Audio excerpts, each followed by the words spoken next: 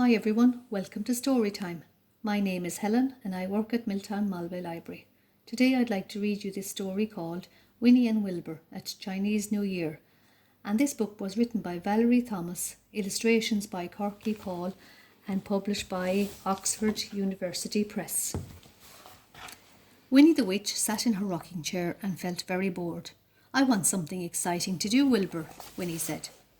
Wilbur, Winnie's black cat, was asleep. Wilbur never felt bored. Winnie looked at her phone.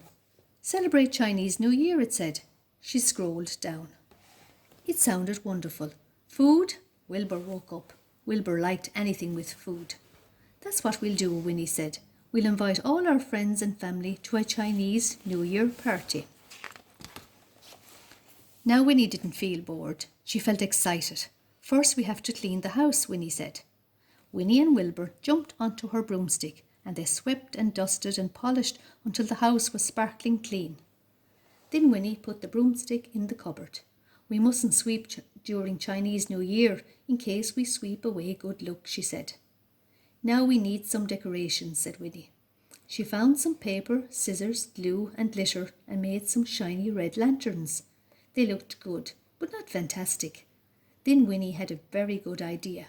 She waved her magic wand, shouted, "Abracadabra," and everything in Winnie's house was red and gold. It looked fantastic. Now for the food, Winnie said. I wonder what kind of food you eat for Chinese New Year. Dumplings? Spring rolls? Sticky rice cakes? Then Winnie had an excellent idea. She found a spell to make Chinese New Year banquet. She waved her magic wand, shouted, "Abracadabra," and there was a delicious Chinese New Year banquet. It looked delicious. It smelled delicious. The guests came crowding in. They picked up the chopsticks and ate and ate and ate. But eating with chopsticks wasn't easy. Plop, splash, splush. Winnie had made too much food. So she put a notice on her front gate. Celebrate Chinese New Year. Food and fun. More and more people crowded in. Everybody was having a happy time. Now we'll have the big parade, Winnie said, with costumes.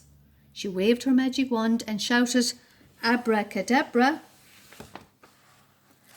And there was a big dragon, some baby dragons, lions, and one funny little baby lion. The big dragon was being paraded around the garden. The baby dragons and the lions danced and pranced.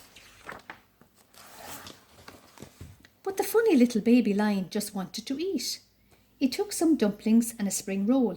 Then it grabbed a big fish from the banquet table and climbed up to the top of the tallest tree to eat it. It was delicious. I'll climb down and get another one, thought the baby lion. Nobody will see me. It was time for the fireworks. Come and watch the fireworks, Wilbur, Winnie said. Wilbur!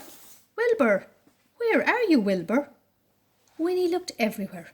Her guests helped her look. He wasn't in the garden. He wasn't in the house. He wasn't at the top of the tallest tree. He had disappeared. Winnie was worried.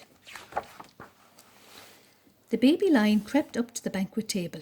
Nobody was watching. They were all looking for Wilbur. It jumped onto the table and grabbed another big fish. But Winnie was watching. "Get down, you greedy little lion," shouted Winnie. Then she looked carefully at the lion. "Meow," it said. "Is that you, Wilbur?" asked Winnie. She waved her magic wand, shouted, "Abracadabra," and there was Wilbur purring. "Oh, Wilbur, did my spell turn you into a greedy little lion?" Winnie said. "I'm glad you're a cat again." "So am I," thought Wilbur, but that fish was delicious. Whoosh, flash went the fireworks. Ooh, ah, went the guests. Then there was one enormous flash. Red packets fell from the sky and everybody had a present. "Happy New Year," shouted Winnie. "Happy New Year," shouted all the guests. "Purr, purr, purr," said Wilbur. The end.